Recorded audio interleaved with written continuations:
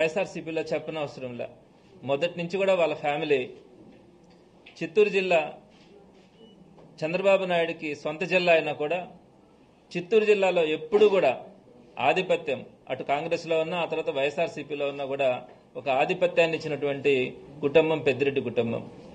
ఆ కుటుంబం మొట్టమొదటి నుంచి కూడా జగన్మోహన్ రెడ్డి గారితో నడుస్తూ ఈ రోజుకి కూడా ఒక మంచి లీడర్గా ఉంటూ మన నెల్లూరు జిల్లాకి రీజనల్ కోఆర్డినేటర్గా పెద్దిరెడ్డి మిథున్ రెడ్డి ఉండడం అందరికీ తెలిసిందే.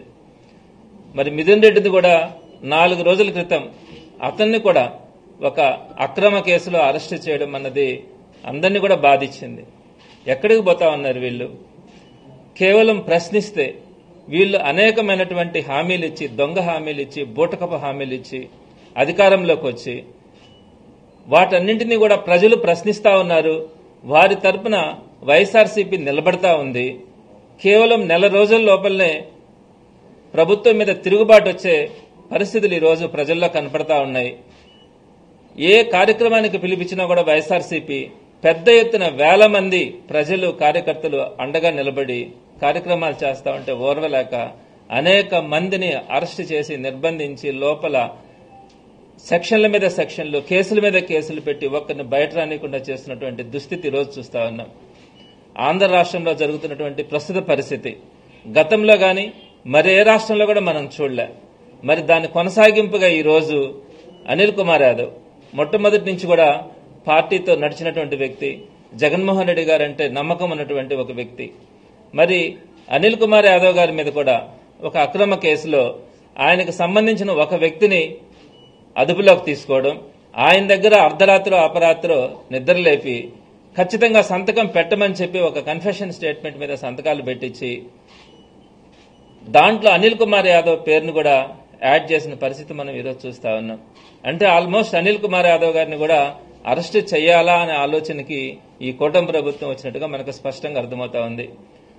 ఉదయాన్నే లేచి అదే ఏ కన్ఫెషన్ స్టేట్మెంట్ అయితే సంతకం పెట్టినారో ఆ వ్యక్తిని కోర్టుకు తీసుకొచ్చినప్పుడు ఆయన కుయ్యో మర్రో అని జడ్జి గారితో నేను సంతకం పెట్టలేదు, నా దగ్గర బలవంతంగా పెట్టించినారు, చుట్టూ ఎవరూ లేక అర్ధరాత్రి అపరాత్రి పెట్టమన్నప్పుడు భయంతో నేను పెట్టాల్సిన పరిస్థితి ఏర్పడిందని చెప్పి ఆ వ్యక్తి చెప్పిన పరిస్థితిని జడ్జి గారితో మాట్లాడుతున్నటువంటి పరిస్థితిని అక్కడ ఉన్నటువంటి వ్యక్తులందరూ కూడా చూశారు. మరి ఇలాంటి క్రమంలో ఏదైతే ఒక స్క్రిప్ట్ రాసుకొని ఏ వ్యక్తులనైతే అరెస్ట్ చేయాలనుకుంటారో వాటన్నింటినీ కూడా పాటించే బాధ్యత మాత్రమే ఈ రోజు పోలీసు తీసుకుంటా ఉంది. మొత్తం రచన అంతా కూడా డైరెక్షన్ గాని స్క్రీన్ ప్లే గాని అంతా కూడా రాజకీయ నాయకులు చేస్తా ఉంటే కేవలం వాళ్ళు తెచ్చినటువంటి ఆ డైరెక్షన్స్ ని, వారు ఇచ్చినటువంటి కాగితాలని తీసుకొని ఇంప్లిమెంట్ చేసే బాధ్యత మాత్రమే ఈ రోజు పోలీస్ డిపార్ట్మెంట్ గాని అధికారులు గాని తీసుకుంటా ఉన్నారంటే మనం ఎక్కడికి పోతా ఉన్నాం? ఎవరితో చెప్పుకోవాలా? పిన్నెల్లి రామకృష్ణారెడ్డి గారి మీద ఫస్ట్ మొట్టమొదటిగా కేసు పెట్టినారు. ఆ తర్వాత ధనంజయ రెడ్డి గారిని, కృష్ణమోహన్ రెడ్డి గారిని వాళ్ళకు మంచి ఆఫీసర్స్ గా వాళ్ళు గుర్తింపు పొందినారు.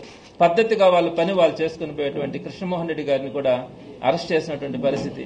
ఈ రోజుకి కూడా జైల్లోనే వాళ్ళని నిర్బంధించి బయట రానివ్వకుండా చేస్తున్నటువంటి పరిస్థితిని చూస్తా ఉన్నాం. అలానే సీతారామాంజనేయులు గారు ఒక సీనియర్ ఐపీఎస్ ఆఫీసర్, ఆయన ఏదో ఒక కేసులో ఇప్పుడు చూస్తే ప్రతి ఐపీఎస్ ఆఫీసర్ మీద, ఐఏఎస్ ఆఫీసర్ల మీద కేసులు పెట్టాల్సిన పరిస్థితి భవిష్యత్తులో వస్తుంది. మరి సీతారామాంజనేయులు గారు ఆయన విధిని ఆయన నిర్వర్తించినాడని చెప్పి గత ప్రభుత్వంలో ఆయన్ని తీసుకెళ్లి అరెస్ట్ చేసినటువంటి పరిస్థితి మనం చూసినాం. అలానే చెవిరెడ్డి భాస్కర్ రెడ్డి గారిని కానీ, మిథున్ రెడ్డి గారిని కానీ, కాకాని గోవర్ధన్ రెడ్డి గారిని కానీ, కొమ్మినేని గారిని కానీ, పోసాని కృష్ణమోహన్ గారిని కానీ, వల్లభనేని వంశీని కానీ, నందిగామ సురేష్ని కానీ, ఈ విధంగా ఎంత మంది మీద మీరు కేసులు పెట్టి రోజు నిర్బంధిస్తా ఉన్నారు. ఇంకా ఒక లిస్టు పెట్టుకొని ఉన్నారంట. విడుదల రజనీ గారిని అరెస్ట్ చేయాలని, రోజాను అరెస్ట్ చేయాలంట, పేరుని నానిని అరెస్ట్ చేయాలంట, కొడాలి నానిని అరెస్ట్ చేయాలంట, అనిల్ కుమార్ యాదవ్ని అరెస్ట్ చేయాలంట, నల్లరెడ్డి ప్రసన్న కుమార్ రెడ్డిని అరెస్ట్ చేయాలంట, అదేవిధంగా కావలి ఎమ్మెల్యే ప్రతాప్ రెడ్డి గారిని అరెస్ట్ చేయాలంట. ఈ విధంగా అరెస్ట్ చేసుకుంటా పోతా ఉంటే లాస్ట్కి ఎట్లయిపోయిందంటే అరెస్ట్ చేయడం అన్నది రాజకీయాల్లో మామూలేమో, తప్పనిసరి పరిస్థితుల్లో ప్రజల కోసం పోరాడేటప్పుడు ఈ అరెస్టులు తప్పవేమో, చివరికి అందరూ కూడా ఒకటి ఫిక్స్ అయిపోయాం, ఏ రోజుకైనా వీళ్ళు కూడా ప్రజల తరపున పోరాడేటప్పుడు ఖచ్చితంగా నిర్బంధిస్తారు. కాబట్టి ఈ రోజు ఎవడు కూడా వైఎస్ఆర్సీపీ పార్టీ కార్యకర్త గాని నాయకుడు గాని అరెస్ట్ చేస్తారనే భయం ఎవరికి కూడా లేదు.